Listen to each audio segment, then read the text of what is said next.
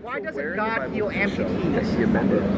If we got like 1 million people, or let's just say everyone here got in a circle and we all like prayed really hard. Or why does to get God kill this amputee healed, as it says like in numerous passages in the Bible that'll answer your prayer. So we all get in a big circle, we pray, and nothing happens, and nothing has ever happened. Die, right? Why? How do you explain that? Do you actually think that prayer is the way to push the red hot button to get the celestial bellboy to do my bidding? Well, it certainly says so. No, it does not. Prayer is not an exercise in getting from God what I want. That is not what prayer is. Prayer does get God's attention, but it's not the way for me to get God to do what I want God to do. In other words, prayer is an experiment in intimacy. It is not an exercise in getting the goody-goodies that I want. It says in Matthew 21 that it says, ask whatever, and whatever you ask in prayer, you will receive if you have faith. And it says, and he said to them, this kind cannot be driven out by anything but prayer. Ask, and it will be given to you.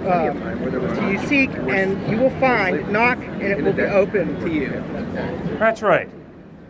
And he's not saying, pray for the Mercedes, and when you get home, it'll be at the end of the driveway.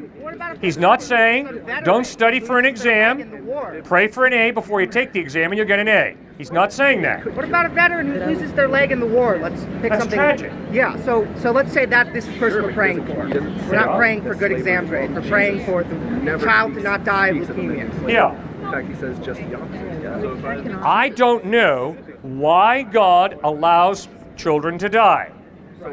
But I can promise you, sir, if there is no God, despair is the only logical conclusion. Because that when that baby dies, that baby is gone, and that baby will never experience life again. But if there is a God who loves that baby, then there's the possibility of a new body and eternal life in heaven. That means there's hope. There's a basis for hope. So what if you never exposed to Christianity? You grow up in, I'm going to say China, and you only live to be 10, or something horrible. You never ever learn about Christianity. So, I mean, that seems like you're going to go to hell, I think. Okay, what are you really asking? It's a great question, but what's at the heart of that question? The heart of the question is, how do people who have never learned of God, Right. How are they expected to know about God and to believe in God so that they can go to heaven? Because I'm pretty sure it's pretty clear that you have to believe in Him to go to heaven, and He's omniscient, so He knows whether or not you believe in Him. Okay. In the New Testament, Hebrews chapter 11 gives a partial list of people's names who are going to be in heaven. Not one of them heard about Jesus. Abraham, Isaac, Jacob, David, Rahab, a Gentile prostitute. Obviously, they never heard about Jesus. They were born hundreds and thousands of years before Christ. But they're going to be in heaven. Why? Because they put their faith in God to the best of their ability. They responded to all the light, all the truth that God gave them. They weren't atheists. They weren't agnostics. They said, of course God exists. Look at creation. There's got to be a creator. Look at the design. There's got to be a designer. Look at the picture. There's got to be an artist. Look at Mount Rushmore. There's got to be a sculptor. That's not just water dripping down the rock face, carving out Washington and Lincoln and Jefferson and Teddy Roosevelt's heads, right?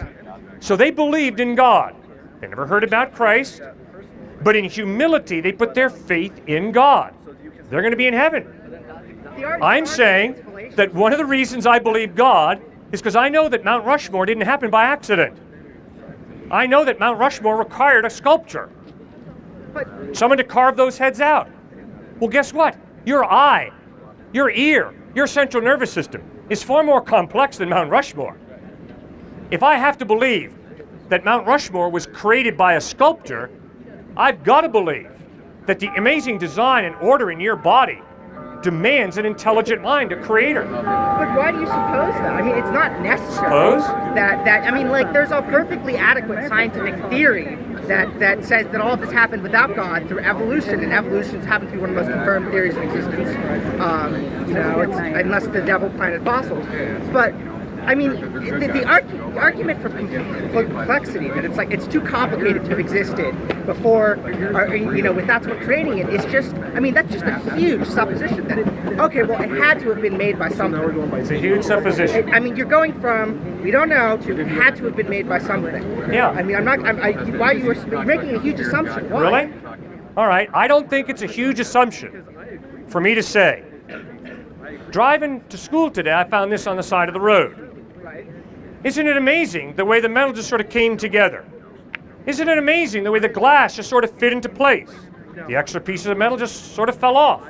And lo and behold, as a result of the impersonal plus chance plus time, we have a wristwatch. Well, the wristwatch. That's lunacy, sir. The intricacy of the wristwatch demands a watchmaker. Go from the wristwatch to the hand. The hand is far more complex than the wristwatch. If you demand that I believe there's a watchmaker behind this, and then you tell me that that is a result of chance and fate and time, I think you've parted company with your brain. Compare what we have here. So we've got, on the one hand, we've got natural selection, you know, like fossil evidence of early, you know, pre-humans, and the development of people, and the people who are more likely to survived, and evolutionary theory of morality, which, you know, they teach classes on in the philosophy department, all of these complicated theories. And then you've got, well, it had to have been made by someone. It's too complicated. So let's just, you know, suppose that there's a God. I mean, like, which as an intellectual, is the person supposed to pick? Are they supposed to go, okay, I think it's too complicated. I'm scared it's too complicated. It has to have been created by something up there. Or how about we've got this scientific theory, we've got fossil evidence, we've got genetic evidence, we've got appendixes, which I'm sure are very important for some reason. Being sarcastic, I mean, it's like it's so the idea that just be a virtue of its complexity has to be created is not absurd.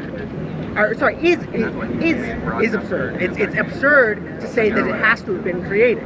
So saying that it's lunacy is merely a reflection of your rejection of scientific empirical evidence that we have.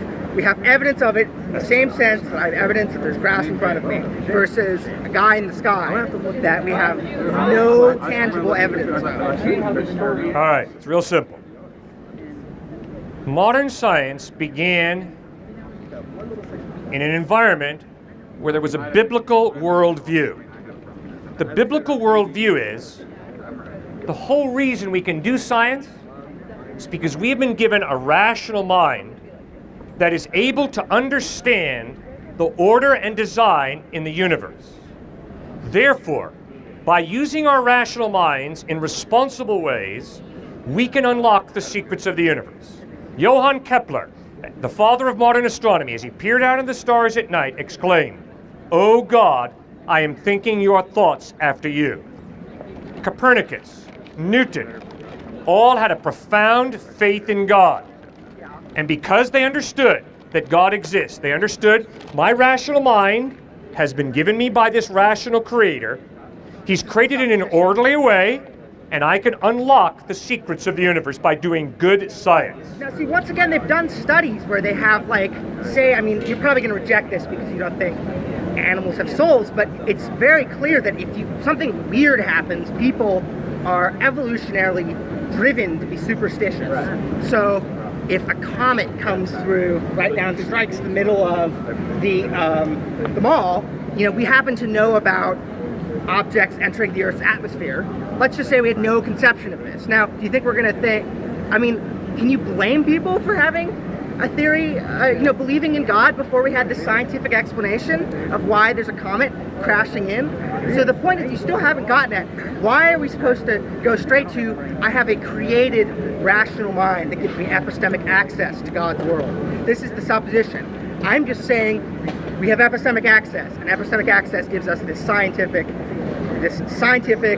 evidence based on what we can see. We can see fossils, they're real. And then you're going to man in the sky still. I still haven't gotten reason for man in the sky. All right. Sir, the narrow-minded fundamentalist Christian makes a mistake when they say, science proves God. Guess what? you're making the same mistake of the conservative, narrow-minded fundamentalist Christian. You're saying science disproves God. Scientific knowledge is based on the repeatability of an experiment. If you can't repeat it outside of Tucson, Arizona, it is not science. Its scientific knowledge is based on the repeatability of an experiment. That's the only way you can verify it. God is not a scientific question. Your girlfriend is not a scientific question. The value of justice, the value of love, is not a scientific question. Whether we should remove a dictator from power is not a scientific question. It is an ethical question, a moral question, a political question. It is not a scientific question. Science is a wonderful branch of knowledge, but it is a very narrow branch of knowledge. Science cannot prove God. Science cannot disprove God. That is why you're using evolution as if evolution shows us that God exists is so narrow-minded, it's so intellectually dishonest. It's just like the conservative fundamentalist Christian who says, oh, I can scientifically prove God exists. Baloney, sir. You can't scientifically prove God or disprove God. You can't do it. That's exactly what you were doing. So what I can what clarify. I'm talking about here, you got a choice between two things. You got the science view and the man in the sky view. Of No, how you the do comet not. comes through. That is wrong. That is what I'm trying to show you, is a wrong dichotomy you're setting up. It is not science or God. It's not science or philosophy, guys. Science is a wonderful branch of knowledge. Philosophy is a wonderful branch of knowledge. It's not science or philosophy. It's not science or history. It's not science or God. See, when someone says to me, Cliff, unless you can scientifically prove it, it's not true. See, that's not science. That's philosophy. It's a philosophy that says all of truth can be determined scientifically. That is false. All you got to do is, to the person who says to you, unless you can scientifically prove it, it's not true, just say, really? Please scientifically prove to me that unless you can scientifically prove something, it's not true. You can't do that. You see, people get mixed up. They think that philosophy is science and that science is philosophy. They're not. They are two different schools of thinking, of discovering truth. When you go on a date with a young man, do you analyze the guy scientifically? I doubt it. No. I'm a husband. I'm a father. I can promise you, the relationships in my family are not based on science. They're based on trust. They're based on psychology. They're based on love. They're based on credibility. They're based on loyalty. None of that is scientific. It is very reasonable. It's very logical, but it even goes beyond logic. Love goes beyond logic. And I can promise you, for the cat who comes out here saying, I can scientifically prove God, they're lying. And so the cat who comes out here and says, I can scientifically disprove God, is also lying. You can't do it. It does not follow from the scientific explanation of the comet coming down that I have to scientifically analyze my date. Right. Now, Sir, there's science is a scientific wonderful little explanation branch of in knowledge, the brain but it's of very why small. we believe in God. And it's similar to LSD. They've done studies, they've sent people to churches tripping on LSD, and they've had profound religious experiences. So here's another scientific explanation in our science category of the scientific explanation of the world that actually incorporates God. And instead of taking his word for it, take the fact that there's scientific evidence to support this. So if you want to go with the guy who just says that it's just take my word for it, it's got to be something other than science. Or if you want to go for, we've done studies that show that there's something in our brain that makes us religious. I mean, ultimately, you gotta pick. But I just Never once have I said out here, and have I said to anybody, take my word for it, guys, you should believe in God. You'd be an idiot to believe in God because I say take my word for it. That'd be stupid. I'm not saying that.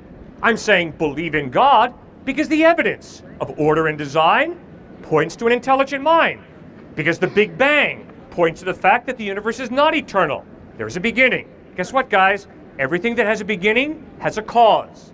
The universe has a beginning. Therefore, the universe has a cause.